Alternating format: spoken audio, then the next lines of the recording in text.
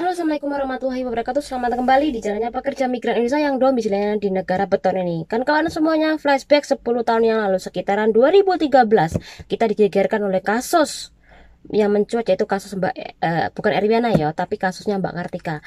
Kalau masalah Mbak Erwiana mungkin kawan-kawan sudah tahu, ya betul, bagaimana kasusnya tersebut, bagaimana penyiksaan yang dilakukan oleh juraganya terhadap Mbak Erwiana, ya. Dan kawan-kawan tentu juga masih ingat bagaimana persatuan kawan-kawan untuk benar-benar memenangkan kasus Mbak Erwiana ini. Tidak hanya itu saja, dukungan kawan-kawan, kemudian yang paling utama adalah dukungan dari organisasi Indonesia terhadap kasus Mbak Erwiana, karena Mbak Erwiana itu langsung ditangani oleh langsung ditangani oleh organisasi di bawah naungan JBMI dan AMCB ya.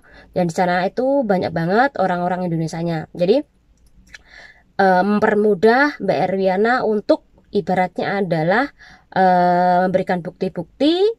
Dan siapa sih nggak kenal organisasi JBMI, organisasi besar dan memiliki kekuatan hukum di sini, sehingga itu mempermudah mereka untuk mengajukan kasus ini, memblok kasus ini besar-besaran. Bahkan media nggak hanya di sini Indonesia, bahkan asing pun ini juga menyoroti kasus Mbak Erwiana tersebut ya.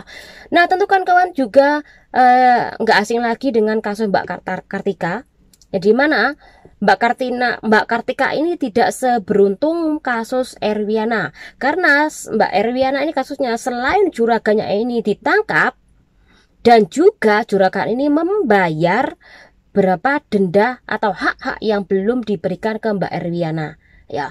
Sedangkan Mbak Kartika ini majikan sudah dipenjara 2 sampai 4 tahunan ya. Ya, 3,5 tahun sampai dengan 5,5 tahun penjara karena sudah melakukan penyiksaan terhadap Mbak Kartika ini.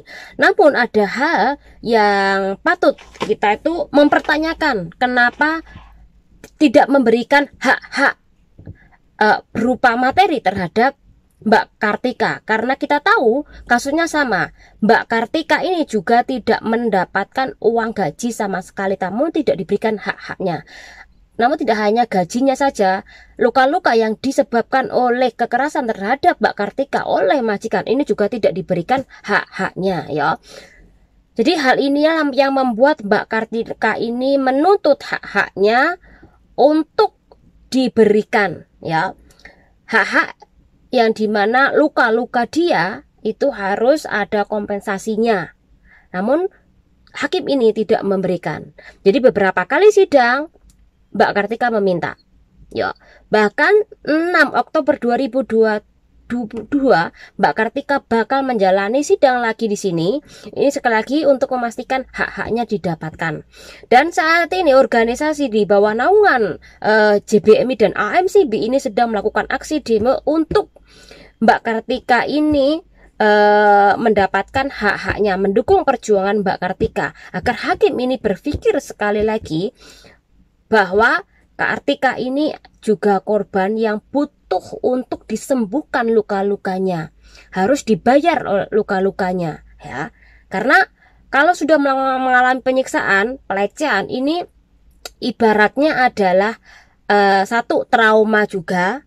Kemudian ini tidak sembuh secara total, pasti fisiknya ini bakal ada kurangnya, tidak sesempurna sebelum ia kena kekerasan, kan seperti itu.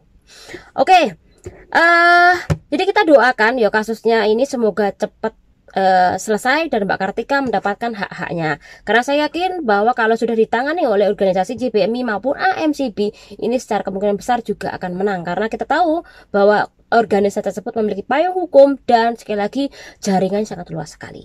Oke, Mbak Kartika ini bekerja di majikannya selama 2 tahun 3 bulanan, yaitu dari tahun 2010 sampai 2012.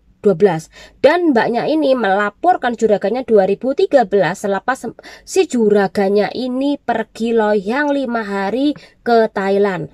Jadi majikannya itu 5 hari pergi ke Thailand, diberi kesempatan. Jadi oleh Mbak Kartika memiliki kesempatan itu untuk melepaskan jeratan tali kabel yang dimana menjerat mbaknya ini di kamar mandi. Jadi selama 5 hari mbaknya ini nggak dikasih makan, dijerat pakai tali di kamar mandi dengan jeratan kabel, ya. Ya, nah itulah digunakan kesempatan oleh Mbak Kartika untuk melarikan diri, sehingga Mbak Kartika benar-benar bisa melarikan diri dan akhirnya dia melapor. Nah di pengadilan itu berapa banyak kasusnya yang diajukan, itu ada beberapa hal yang tidak ibaratnya adalah disetujui atau diterima oleh hakim karena tuntutannya itu dianggap sangat mempermalukan. Mana ada sih orang yang disiksa kemudian di pengadilan ini berkata bohong, ya. Jadi ada beberapa hal yang ditolak oleh pengadilan sini. Contohnya mbaknya ini diikat di tali, pakai tali, kemudian diikat di dalam kursi, ditaruh di kamar mandi. Ini dianggap sangat merendahkan orang sini. Jadi ditolak, ya. Padahal itu adalah kenyataan, ya. Oke, hal apa saja sih yang dilakukan juragannya dari 2010 sampai 2012-an? Yaitu yang pertama adalah hanya diberi makanan sisa 3 kali dalam seminggu. Bayangkan mbaknya ini hanya dikasih makanan seminggu itu cuman 3 kali. Bayangkan 1 kali kita aja nggak dikasih makan, apalagi kerja berat, kita sudah tidak kuat dalam bekerja, ya. Apalagi 3 kali dalam seminggu makan, bayangkan aja. Ini sungguh penyiksaan yang luar biasa. Kemudian yang kedua, rambut dipotong secara paksa, katanya ngomong ada kutunya, jadi harus dipotong, ya. Jadi ini sangat melukai perasaan atau kekerasan secara ibaratnya adalah nonverbal, ya. Jadi ini juga sangat merendahkan, ya, harkat martabat si Mbak Kartika. Kemudian yang ketiga, diperbolehkan mandi 1-2 kali dalam seminggu. Aduh, ini juga penyiksaan, ya, secara ibaratnya adalah fisik, ya.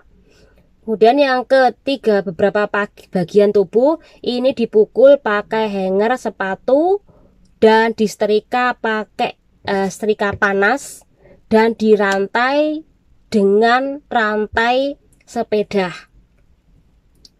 Kemudian yang keempat, kepala dan wajah sering dibenturkan ke tembok dan bathtub. Gila ini majikan, psikopat banget ini majikannya, ya. Kemudian yang kelima, dilukai dengan cutter beberapa kali hingga berdarah dan itu pun tidak diberi obat. Gila ini majikannya. Kemudian yang keenam, setiap malam dipaksa tidur di toilet dalam posisi duduk. Sementara pinggang dan pergelangan tangannya diikat dengan pengikat kabel. Gila kan? Tapi ada beberapa hal yang ditolak sama pengadilan penyiksaannya, ya. Jadi dianggap hal itu adalah memalukan orang sini. Kemudian selanjutnya, kedua majikan keluar. Jika majikan keluar, maka tangan dan kakinya ini diikat di kursi dan pakai pengikat kabel. Jadi kalau juragannya mau keluar bawa anak nih, kan di situ kan ada majikan laki perempuan dan 3 anak. Kalau mereka keluar, si Mbak Kartika ini diikat di dalam toilet. Jadi kalau mbak-mbak bertanya, kok dia nggak minta bantuan? Ya karena mbaknya ini diikat pakai kabel dan sekaligus di kursi, taruh di kursi dan ditaruh di dalam toilet. Jadi intinya kalau mbaknya minta bantuan keluar, ini keburu majikannya udah pulang. Jadi ketika majikannya ini pergi ke Thailand selama 5 hari, baru mbaknya ini memiliki waktu yang banyak untuk melarikan diri dan melepaskan ikatan dari kabel tersebut, ya. Kemudian dipaksa memakai baju anak kecil umur 5 tahun dan kalau nggak gitu disuruh pakai kantong plastik untuk pakaiannya. Gila itu majikannya, ya.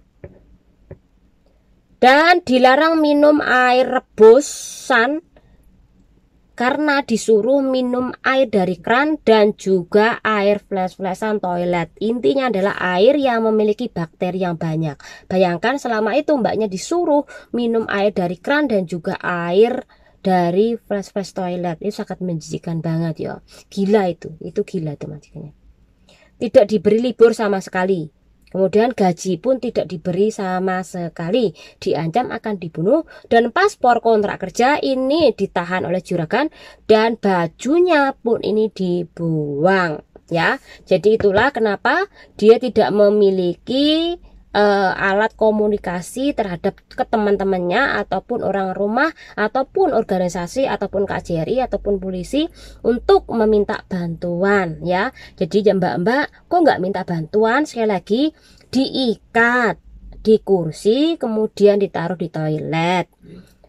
Nah, kenapa kok bisa keluar? Karena juragannya tersebut liburan lama. Jadi ketika liburan lama, mbaknya ini memiliki waktu yang sangat panjang sekali untuk membuka ikatan tersebut dan melarikan diri.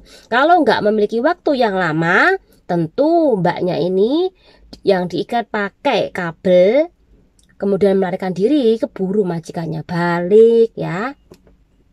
Oke, kita doakan semoga mbaknya nanti tanggal 6 Oktober 2022 mendapatkan hak-haknya, karena mbaknya ini mau dihadirkan kembali sebagai saksi di pengadilan, tepatnya adalah digelar di distrik Kondiwansai.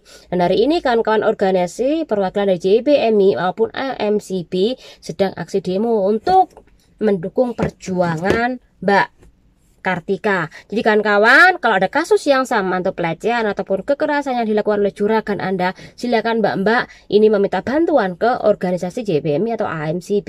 JBMI adalah organisasi yang berbasis Indonesia dan berpayung hukum tentunya, dan memiliki jaringan yang sangat luas sekali, baik orang lokal maupun orang luar negeri sana, untuk memperkuat ibaratnya kalau ada kasus atau memblow up kasusnya lebih luas lagi. Silakan mbak-mbak nanti kalau memang ada kasus seperti itu atau mungkin menemui kasus seperti itu, langsung minta bantuan ke organisasi JBMI. Bagaimana caranya? Jadi caranya sangat mudah sekali. Mbak-mbak silakan mencari atau mengetik ke Google, di pencarian Google JBMI. Di situ banyak banget kontak-kontak kawan-kawan organisasi di dalamnya ya.